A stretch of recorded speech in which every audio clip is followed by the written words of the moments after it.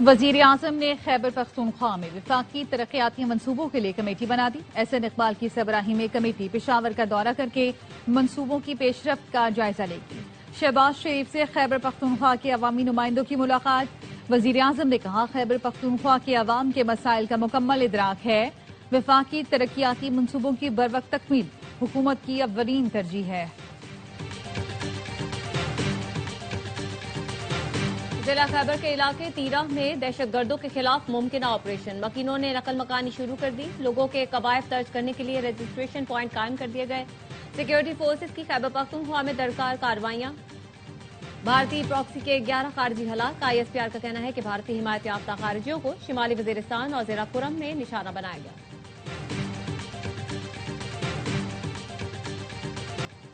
اور کراچی کے علاقے ڈیفنس سے زنجیروں میں بندھی خاتون بازیاب۔ پولیس نے گھر کی تیسری منزل کا دروازہ توڑا تو خاتون قید ملی۔ پولیس نے زنجیریں کاٹ کر 3 بچوں کی ماں فاطمہ کو آزاد کرایا۔ فاطمہ کو سابق شوہر نے بچوں کا خرچہ دینے کے بہانے گھر بلایا۔ ملزم لطیف نے فاطمہ کو زنجیروں میں جکڑا اور گھر سے چلا گیا۔ بازیاب خاتون کا کہنا ہے اسے صبح 9:30 بجے سے باندھ رکھا تھا۔ قرآن پڑھنے ہتھیار والوں سے سلوک کا پتہ چل جائے گا۔ وزیر داخلہ محسن نقوی نے کہا اڈیالہ کے باہر امن و امان خراب کیا تو نمٹ لیں گے۔ ان سے نمٹنے کی مشق ہو گئی ہے۔ جن کا کام مذاکرات کرنا ہے وہ جانے، میرا کام دوسرا والا ہے۔ وزیر اطلاعات عطا طاہر کہتے ہیں تحریک تحفظ آئینی پاکستان ٹانگے کی سواریاں ہیں۔ ملک ڈیفالٹ کے خطرے سے نکل گیا۔ عالمی مالیاتی ادارے تعریفیں کر رہے ہیں۔ وزیر اعظم اور فیلڈ مارشل کا معیشت سے متعلق کردار اہم ہے۔ وزیر مملکت بلال اظہر کیانی نے پریس کانفرنس میں کہا 2025 کامیابیوں کا سال تھا۔ مارکہ حق میں فتح کے ساتھ سفارتی محاذ پر بھی کامیابیاں سمیٹی۔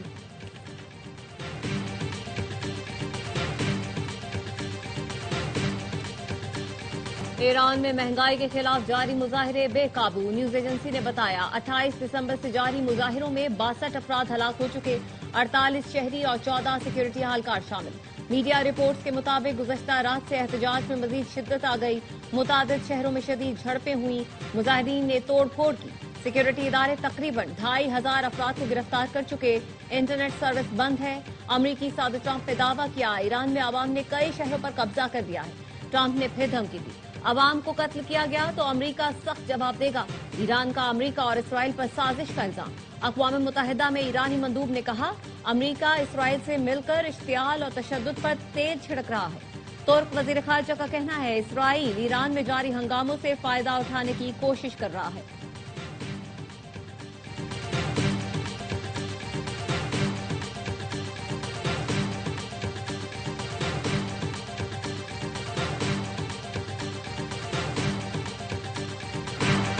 پاکستانی شہریوں کو ایران کا غیر ضروری سفر نہ کرنے کا مشورہ۔ تہران میں پاکستانی سفارتخانے نے شہریوں کے لیے کرائسس مینجمنٹ یونٹ قائم کر دیا۔ ایران میں پاکستانی سفیر مدثر ٹیپو نے کہا ہے کہ ایران آنے کے خواہش مند اپنے تحفظ کو فوقیت دیں۔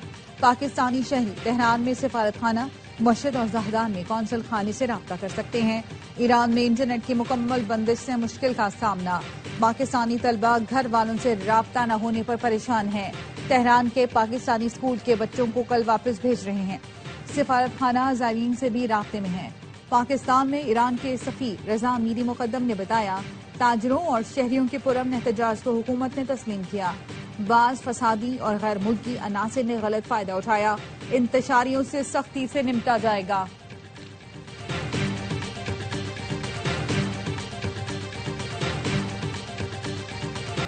پاکستان ایران کے خلاف کارروائی کا حامی نہیں۔ ایران میں حالیہ کشیدگی پر پاکستان کی بہترین سفارتکاری مرکز نگاہ بن گئی۔ امریکی جریدے دی نیشنل انٹرسٹ نے علاقائی تنازعات کے خاتمے اور امن و استحکام کے لیے پاکستان کی سفارتکاری اہم قرار دے دی۔ لکھا امریکہ کا اہم شراکت دار پاکستان پرتشدد طریقے سے ایران میں تبدیلی کی حمایت نہیں کرتا۔ ایران میں رجیم چینج سے فتنہ ہندوستان کو پناہ گاہ اور ہتھیار میسر آنے کا خدشہ ہے۔ پاکستان مغربی سرحد پر جنگ اور بے امنی برداشت نہیں کر سکتا۔ پاکستان کے ایران اور امریکہ دونوں کے ساتھ سفارتی رابطے اور تعلقات ہیں۔ پاکستان کی مؤثر سفارتکاری اور عالمی اثر و رسوخ کی دنیا معترف ہے۔ امریکہ پاکستان کے کردار سے فائدہ اٹھائے، ایران میں مداخلت کرنے سے خطہ غیر مستحکم ہو جائے گا۔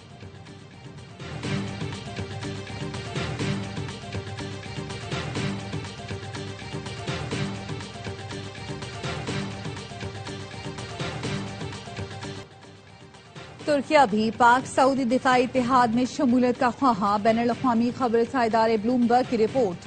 کہا پاکستان ترکیہ اور سعودی عرب کے اتحاد سے مشرق وسطی اور اس سے بہت آگے تک طاقت کا توازن تبدیل ہو جائے گا۔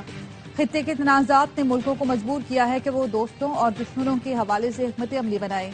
پاکستان اور سعودی عرب نے ستمبر 2025 میں ایک معاہدے پر دستخط کیے تھے، جس میں لکھا گیا تھا کہ دونوں میں سے کسی ایک پر بھی جارحیت کو دونوں پر جارحیت تصور کیا جائے گا۔ بلومبرگ کے مطابق ترکیہ کو پاک سعودی دفاعی اتحاد میں شامل کرنے کی بات چیت اگلے مرحلے پر ہے اور تینوں ملکوں میں معاہدہ جلد ممکن ہے۔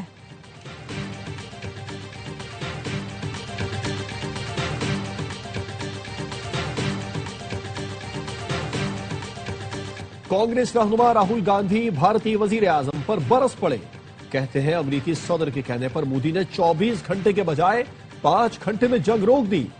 مودی میں دم ہے تو بولے صدر ٹرمپ جھوٹ بول رہے ہیں، خاموش کیوں بیٹھے ہیں؟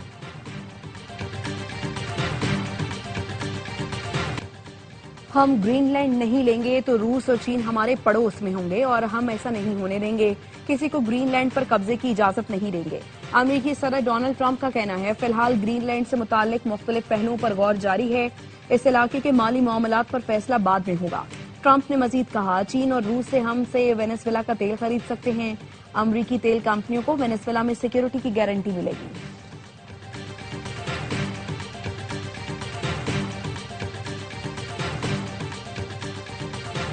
صرف پختونخوا کی حکومت عوامی مینڈیٹ سے آئی ہے۔ وفاق اور باقی صوبوں میں عوامی مینڈیٹ پر ڈاکہ ڈالا گیا۔ وزیر اعلیٰ خیبر پختونخوا کا حیدرآباد میں ہائی کورٹ بار سے خطاب۔ کہا 26ویں اور 27ویں آئینی ترمیم کے ذریعے ملک کی بنیادوں کو ہلایا گیا۔ اب جو ترامیم آنے والی ہیں وہ آئین، قانون اور جمہوریت کو مزید کمزور کریں گی۔ وکلا کا کام آئین کا تحفظ کرنا ہے۔ آپ تحریک چلائیں۔ پاکستان تحریک انصاف کا ہر نوجوان آپ کے ساتھ ہے۔ کراچی کی عوام کا شکریہ ادا کرتا ہوں۔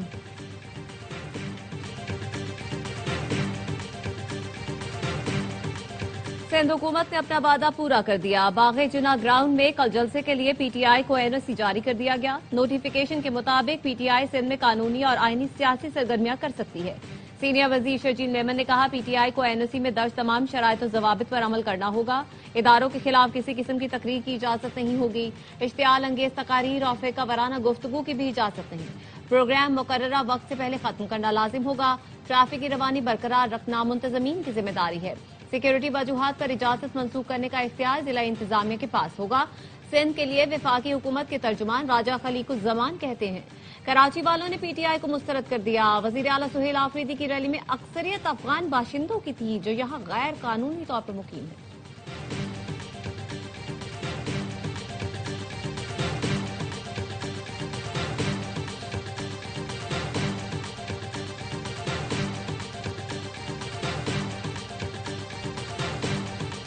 ریڈ لائن کا منصوبہ کراچی والوں کے لیے اذیت بن گیا۔ سندھ حکومت نے انفراسٹرکچر کے 3000 ارب روپے ہڑپ کر لیے۔ پیپلز پارٹی کے بلدیہ ٹاؤن اور کیماڑی ٹاؤن کا برا حال ہے۔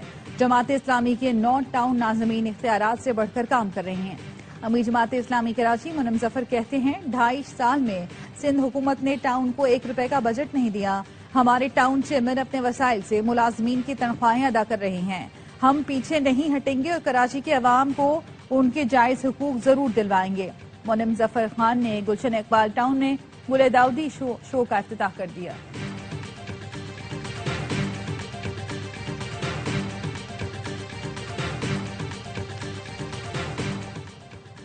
ہارٹ ڈسٹرکٹ کی state of the art cath lab میں امراض قلب کا علاج ہوگا۔ مریضوں کو دور دراز شہروں کا رخ نہیں کرنا پڑے گا۔ وزیر اعلیٰ پنجاب مریم نواز کہتی ہیں، جدید کیتھ لیب میں علاج سے امراض قلب کی پیچیدگیوں سے بچاؤ ممکن ہوگا۔ ہیلتھ کیئر سسٹم میں بہتری اور مریضوں کا رش کم ہوگا۔ ہر شہری کے لیے معیاری اور بہترین علاج کی سہولت دہلیز پر فراہم کرنے کا وعدہ پورا ہوگا۔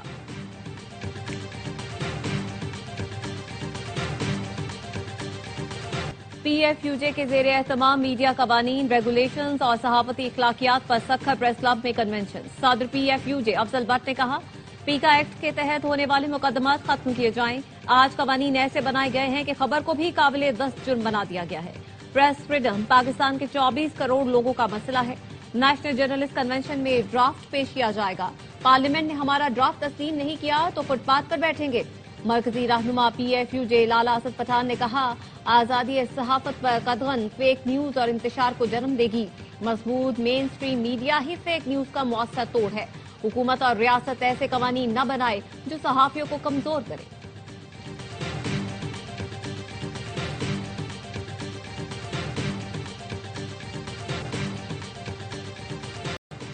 पंजाब के तालीमी इदारों में मौसम सरमा की छुट्टियां 1 हफ्ता बढ़ा दी गईं।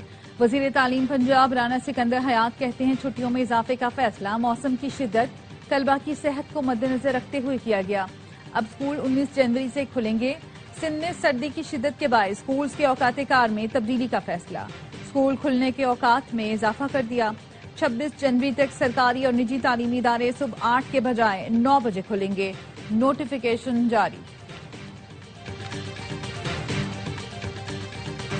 मुल्क भर में सर्दी का जोर, बालाई इलाके और शिमाली बलूचिस्तान में खून जमा देने वाली ठंड। पारा नुक्ता इंजमात से कई डिग्री तक गिर गया। स्कर्दू में दर्जा हरारत -12, अस्तोल में -11 तक पहुंच गया। गोपस -9, हुंजा कल्लात -8, गिलगित बगरोट और कालाम में -6 डिग्री सेंटीग्रेड रिकॉर्ड किया गया। कोयटा -3, मरी एबटाबाद -1, पेशावर 0, इस्लामाबाद 1, लाहौर 5 और कराची में 9 डिग्री सेंटीग्रेड रिकॉर्ड किया गया। बरतानिया में बर्फ का तूफान, 60,000 घर बिजली से महरूम, सैकड़ों स्कूल बंद। इंग्लैंड, वेल्स, वेस्ट मिडलैंड्स और स्कॉटलैंड में ट्रेन सर्विस मुतासर। हीथ्रो एयरपोर्ट पर 69 परवाजें मनसूख, 9,000 से ज्यादा मुसाफिर मुतासर। बर्मिंघम एयरपोर्ट महदूद परवाजों के लिए खोल दिया गया। आसमान गुलाबी हो गया। वीडियो सोशल मीडिया पर वायरल। तूफानी हवाओं के बाइस 80 से ज्यादा दरख्त उखड़ गए।